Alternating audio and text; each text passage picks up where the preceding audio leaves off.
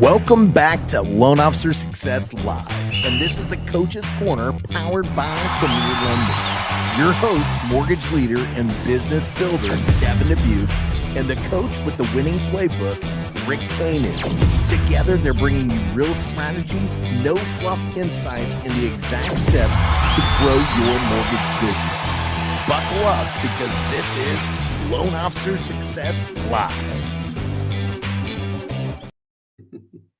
Where's your whistle, Coach? I need it, man. My son's the one with the real whistle. He's the real, yeah. He's the real coach in the family. Yeah. Shout out to him, 100%. Shout out to Mike. He's got a player, hopefully going to be drafted next week. That's amazing. Yeah.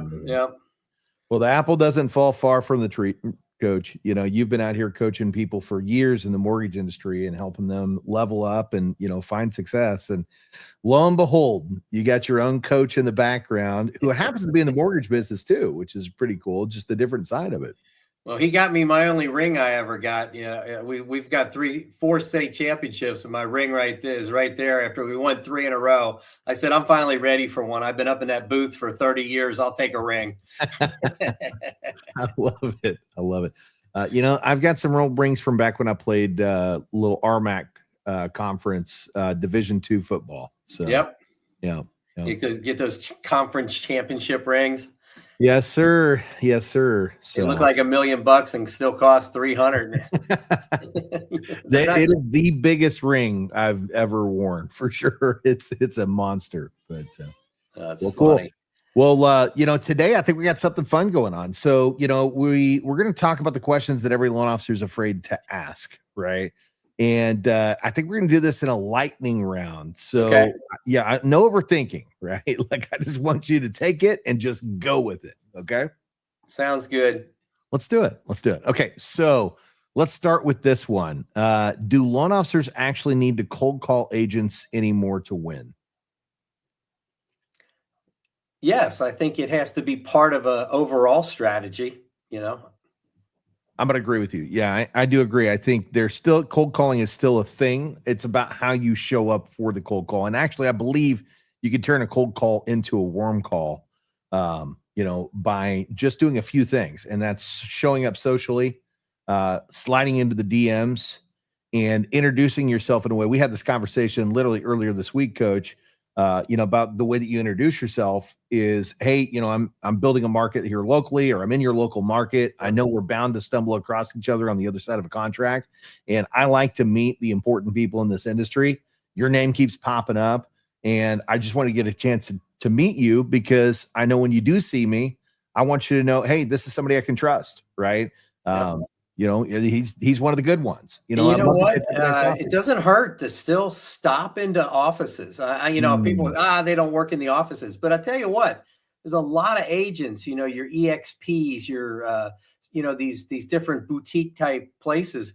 You can stop in and there's only 1 or 2 people. And a lot of times they're sitting in there and nobody's stopping in to see them. So, you see the car parked outside, or even if you don't walk in, they might have the car parked out back because now they're in these little offices that was somebody's house that's in a business district, and you walk in the old front door and there's the, a couple of desks in the living room and dining room, and they still have the kitchen back there. So, don't be afraid to walk in and say hi. That's how I made my business, but that's back when most realtors were in the office. Well, and I'll tell you this too, Coach. There's some of them still have the little mailboxes too.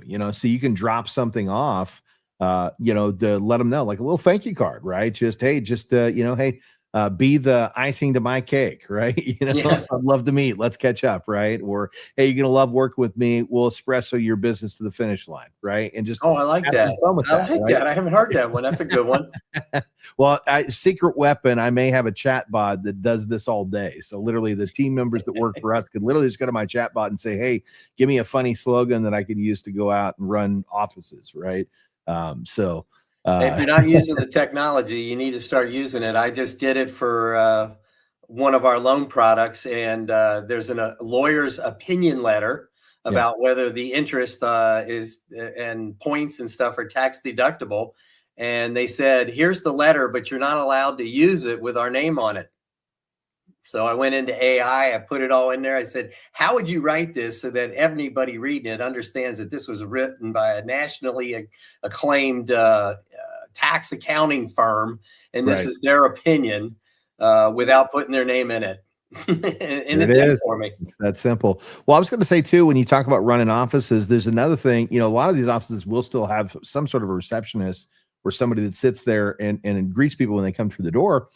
This is a great opportunity to connect with them too. And this was a secret that one of my original sales trainers had taught me was, go to the person at the front desk, because a lot of the times people don't give them a lot of attention, but you know who they know. They know every single agent in the office. They know who the good ones are and the bad ones are. And if you make good friends with them, right, a lot of the times they're going to help pass your name along to the people that you want to meet. So, his suggestion, and I've 100% used this before, is to sit down and just say, hey, what day of the week does everybody come in on? Like, if I was going to come in here on this day, when's the meeting run? Yeah. Or if I wanted to just drop off some, donuts and bagels, or what do they like? Does anybody still do that stuff anymore? And they might say, oh man, they really like whatever. Yep. Go get whatever it is and say, hey, I'd really like to stop by and just, maybe get 5 minutes for dropping off breakfast. Is that cool? So you're right on page with what I was going to say, but there's a secret weapon to that. Hey, by the way, I know what they all like. What's your favorite item? Oh, yeah. What do you want? Right. So now what you do is you bring in, whatever you're bringing in for the entire group, and you bring in something special and say, hey, I remember you told me you like this, and you drop that off at the receptionist. And again, they remember. You're like, oh, I really like that guy. He was super cool. I like that gal. She was super cool. And then you're bringing things in, that you already know the rest of the team's going to like, and they're going to enjoy. You know about how many people are going to be there and what day to do that best. And that's where you can do those slogans. So, going back to being the icing on the cake, one of the secrets that I've used before, I've gone to some cities that don't have everything bundt cakes, right? So now it's hard to find these days. Most places have them, but some still don't. And so I literally would hit some of these more rural towns, and I would bring in the bundt cakes, and I would have a little note. And if the people weren't there, they still got a note. It went in their mailbox, and it'd say something like, hey, be the icing to our cake, right? Like I just said, or you're going to love working with us. Our rates are sticky sweet, right? And then you give them the cake. So there's so many different things that you can do there just to have a fun way of introducing yourself and showing up. So this is a lightning round. So we get back to the lightning. So is going to open houses still worth the time in today's market? I would think so. I mean, again, I used to do it, and I can't imagine the difference between, 10, 15, 20 years ago and today. I mean, if you're going to go in, if it's a warm day or a cold day, think about what you're going to bring with you. I used to just take a little brown bag with a apple, a banana, and a bottle of water. And sometimes, if I knew who was in the model, I'd bring them a soda or something, and I just clamp it to my card, and I'd walk in, and I'd make sure there wasn't anybody in there usually.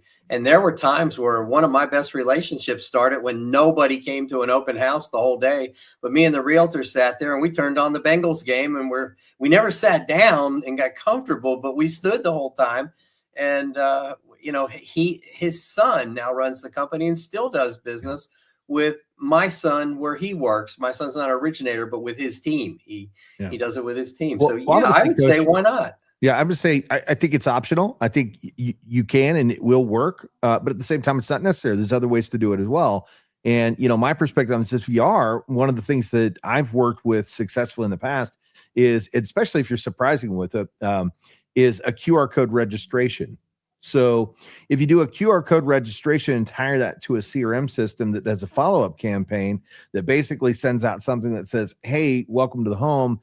By the way, here's some more information on this property, just in case, you wanted some additional information. And also, do you have a realtor? Do you have a loan officer? Do you want to get pre-qualified? There's a lot of things you can do it. You can do it very strategically to where it's not just coming right out of the starting gate aggressively, but you can build a multi-day campaign behind that QR code that helps capture the business. It makes it very simplified for the consumer that's coming through the door, and it's giving them information about the property as well as. So the way we did ours is literally 2 hours after they left the property, because we didn't know how long they would stay. Right? It would just say, "Hey, just wanted to drop you a quick text and say thank you so much for coming by and visiting us today." right? By the way, here's some more information on the property if you had any questions. And then that was it. And then it was delayed till Monday for the rest of the follow-up sequences, right? So little secret weapon. I think if you're going to do it, there's a really cool way that you can do that and show the agent that you're bringing them a great way for them to be able to capture. And more importantly, if they say, hey, look, I love this, but I want to do it myself, teach them how you did it. Teach them how you did it, because people love that. Don't show them how to do it, or show them what you can do for them, and maybe even bring, like yesterday we were working with Mortgage Coach. Bring a mortgage coach, break down with some ideas of what they can do on the property, and just those little touches. A realtor might say, "Wow, this person's really on the ball." Yeah. Well, I'll give a shout out to my boy Sam May with Home Power over on the West Coast. His program does exactly what we just talked about, and it includes a very similar mortgage coach type program that shows the clients how they can, what it looks like to qualify and what it would look like to work with them, and it gives them direct access to a program where they can go in and run their own numbers. So very, very cool program that he's defined or built. And I think he gives part of it away for free. So if anybody's looking for a tool that does what we talked about, the QR code and capturing and sending out the video, go check out Home Power. I think it's HOMEPWR. Okay. Sam May, great guy, West Coaster. And he's got a free version and a paid version. So go check that out. So very cool. Should a new loan officer focus on agents or direct to consumer first?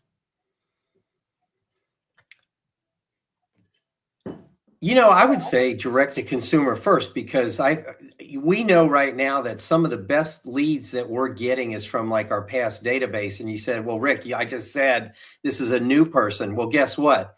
This little box right here has, hundreds to thousands of phone numbers in it. And I would, as I'm learning my new loan programs and doing that kind of stuff, I would spend every day calling 10, 15, 20 people. I mean, think about your family, your friends, your cousins. Me, I'm up in Cincinnati, Ohio, where probably 80% of my cousins still all live here. And even though they're all old now, they all have grandkids, and the grandkids are buying houses now. I mean, my kids own homes. My grandkids are too young, but my older cousins, why I personally even haven't done that is kind of goofy. My kids used to post for me on Facebook, hey, you guys, if you're out looking for homes, remember what my dad does. Remember, you drank all his beer. It was like, well, I'm going to throw it out there too, Coach. I think you're right on the money. You do both, right? But yeah, obviously you do both. But I short game is database. Short game is your database, which is direct to consumer, right? That's your short game, and then your long game is the real estate agent. So if you want money today, right, then you're going to reach out to the people that you already have in your database, and you already have it. Like Coach said, it's right here in your phone, right? If you want money tomorrow, then you're going to reach out and start building relationships. So if you're looking to get into the industry and you want to find opportunities quickly, work the direct to consumer at. Well, and look at the way the insurance companies hire. You go to these job fairs for college graduates, and they don't give a darn what degree you have. The fact that you got a degree, and what do? They hire 10,000 graduates nationwide, and within a year, that 10,000 is down to about 1,000, and within 5 years, they're down to about 100 of that original 10,000. But guess what they got from the other 9,900 and people? Database. They every one of them got their mom, their dad, their brother. They all got 4, 5, 10, 15 loans. And about 80% of them go ahead and renew, because they don't always shop every year. So, there's money in that database. No question. Okay. So is consistency more important than skill early on? 100%. You cannot not do what you're supposed to do with a double negative there. You have certain things you need to do day in and day out, and week in and week out, month in and month out. And that's how you get established. We got a buddy, Nate, that, we met Nate 3 years ago, maybe it was even 4 years ago. And he has followed the plan.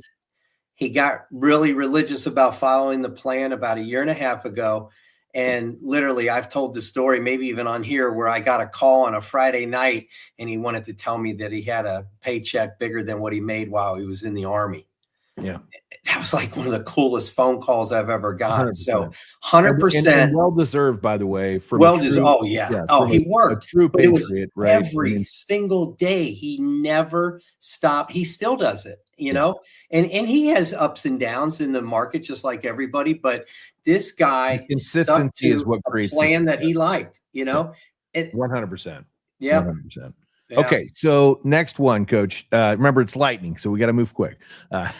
Do you really need social media to succeed as a loan officer today? Yes. Yeah, yeah. It's got to I be agree part with of the you. program. It's your business card in 2026, right? So you gotta have some- Minimum of Facebook and Instagram, and you know, there's a lot of you know, LinkedIn, TikTok's another big one, and LinkedIn. you know, and LinkedIn for sure. Yeah, Yeah, almost forgot LinkedIn. about that. It's such a staple. We've got an loan officer we know down in South Florida, Naples to be specific, that closes about 30 million a year, and every piece of business she comes from LinkedIn.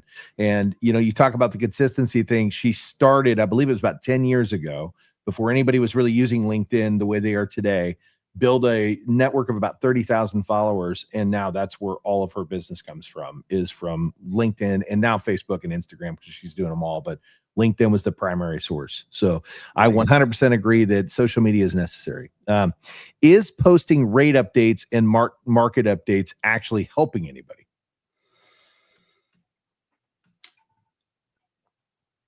I would say as long as you're posting positive news about rates and market updates, but I would never post anything that's negative. Yeah. You know, you have to, no matter what happens every day, there's always a different side or a different angle to it that would make it, you know, positive. You don't want to go out there and say, you know, foreclosures were up 25% last month. Well, that's last month over what month, and how low was that month? Was that one of the all-time record lows and it's up 25%? You know, that's Well, here's what I would say to that, Coach. I think it is helpful for some. In fact, I just had this conversation right before we jumped on. I have a law officer whose agents are asking for a market update. And at the end of the day, I think there's two things to this. Number one, it needs to be accurate. So if you're not accurate, you don't understand the market, don't be updating, because you're giving bad information to people, and we need reliable information out there. And there's sources where you can get this data where we know it's accurate. You know, there's programs like MBS Highway, Rate Alert. You know, subscribe to one of those if you're going to do it, or if you're a true market expert and you understand the market, that's great, right? You're leveled up on some of us that have even been in the industry for, you know, for decades, right? But at the end of the day, make sure that the data is accurate. But you are helping, because there's some people out there that want that. Agents specifically a lot of times ask for it because they want to know how to advise their clients or how to communicate with their clients. So when they're asking for it, I would say it's helpful, right? Yep. So yeah. And you can also have Housing Wire is a really good one, and they have a podcast, a daily podcast, and 4 times a week you got Logan Monashami, who's on there, who gives probably the best, most detailed updates on what's going on with the market. Now, the problem is, you know, when the Friday updates come on, you're not going to find out till Monday what he said, but still great information. Yeah, it's funny. We talked about that too, because she asked when the best day of the week to get the data was from. And I said, Friday's really the best, because we're typically getting market data on Thursday. And so you can deliver it on Monday, but you're typically learning about what's happened that week on a Thursday. That's where it all typically comes out. So Friday's the best day to document what happened. You're really talking about what happened last week, not what happened this week. Now, you can see some blips daily that you may need to report, but at the end of the day, the most reliable day is typically Thursday to get your market data. So, and make sure that the data that you're given isn't just during a holiday. You know, you know, the Thanksgiving week, Christmas, New Year's, you know, Easter and spring break that we just had. Those weeks can screw up normal data, and you have to take that into account when you're going. You can't go, oh my God, the listings fell by 50%. Well, yeah, nobody wants to be showing their house on Easter Sunday, right? So. So this is a good one. Can you build a real business from just content alone? We've got some friends that have, but I would say that's kind of unique. But I would also say the friends that we had, like the boys out there in Seattle that did it on nothing but Instagram, they had businesses going before. So they had income coming in. They had the ability, the time, and a little bit of money to really work this thing. But I would say once you're a little bit better established, you probably could eventually generate all your business off a line. So I'm going to tell you this much right now. The real answer is no. And here's why the answer is no. If you don't have a process behind what you're doing, right? You don't know how to qualify loans. You don't have a process on how you're going to transition business and show up effectively to get the loans closed. Ultimately, you can get all the business you want from social media, but if you shit the bed, so to speak, on how you deliver once you get that business, your reputation is going to be tarnished. It's not going to work. Now, can you get business from social media? Absolutely. You talk about Travis and James up north. We've also got Sean Kaplan, Neil Dingra. I mean, there's some giants out there. Denise Panza, the one that I was mentioning a little bit ago, who are fully reliable on their marketing source as social media. However, they earned that right by creating referable processes, and they already had business leaning into this when they developed their channels. And it was about showing up and being consistent with the messaging and consistent with the delivery. So, by the way, building a business on social media, it's not simple. A lot of people think it's just showing up a couple times. It's not. It's planned out. It's thought through, and it takes time to develop that traffic. But you can do it, and you can have a lot of success for it. But make sure you get the bones done first before you put your sole focus on going to social media. Is personal branding more important than your company brand? I believe it is because, people make changes in the industry, companies change, things don't always work out. And if you go from one company to another, having a personal brand that people know who you are, I would believe is more important. And yet, you and I both know people that have been with the same companies going on 10, 15, 20, even 30 years right now. Yes, sir. And, but the personal branding is good. I always tell my loan officers, you are your business. That's it. You're the brand. People trust you. They're buying into you. You're the person that they actually want to do business with. And, you've got to work with a reputable company, right? That's super important. You've got to have a company that you can stand behind and know that the company meets the same morals and values that you do, so you can provide great service to your consumers. But when it comes to who they trust you. And I think this was demonstrated expertly when we were at the Ford Mastermind last year, when they asked the question, who has more followers, Apple or Tim Cook? And the answer was Tim Cook. It was Tim Cook. I remember that. More people follow Tim than follow Apple, but we all know who Apple is. We trust the product, right? But at the end of the day, we don't follow the company. We follow the people. So you're the brand. Okay, so are paid leads worth it for most loan officers? I'm going to say no, because a lot of those paid leads, they're selling those to multiple lenders. And, there are the bargain basement lenders out there. I mean, if you've got one of the national lenders that has a whole in-house staff, that's all they do. And there's even smaller lenders that have, in-house staffs like that. They're all buying those same leads. And, if you're going up against a company that's paying somebody a $40,000 salary plus a couple bips, you're not going to compete when they are working on a margin that's half of what your margin is. So I'd say no. There are some more exclusive ones. I've seen ones where you pay up to $150 for a lead, and literally you get that lead for like 2 weeks before they sell it to the next guy.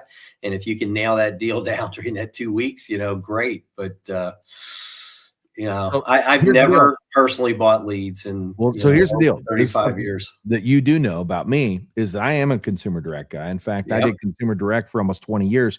And I 100% know that you can buy leads and run a successful business, right? But I will tell you this, Coach, and I think this is important because it's one of two things. You either have to have very reduced margins so that you can compete, or you have to have very good loan originators who understand how to communicate on an extremely high level, because you're buying trust in a very short amount of time.